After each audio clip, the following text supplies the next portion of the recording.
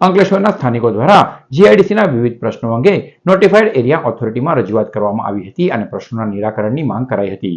એશિયાની સૌથી મોટી ઔદ્યોગિક વસાહત અંકલેશ્વર જીઆઈડીસીના વિવિધ પડતર પ્રશ્નો અંગે આજ રોજ સ્થાનિકો દ્વારા નોટિફાઈડ એરિયા ઓથોરિટીમાં રજૂઆત કરવામાં આવી હતી. સ્થાનિકોએ કરેલ રજૂઆત અનુસાર વિવિધ ઉદ્યોગ એકમો દ્વારા તેમના ઉદ્યોગોમાં આવતા સામાન ભરેલ વાહનો મુખ્ય માર્ગ પર જ પાર્ક કરી દેવામાં આવે છે, જેને કારણે ટ્રાફિકને અડચણ પહોંચે છે.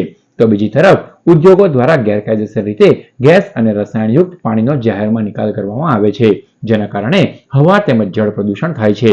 પ્રદૂષણના પ્રમાણમાં વધારો થતાં અહીંના લોકોના સ્વાસ્થ્ય પર અસર થઈ રહી છે. ત્યારે આ બાબતે ઉદ્યોગો પર કડક કાર્યવાહીની તેઓ દ્વારા માંગ કરવામાં આવી છે.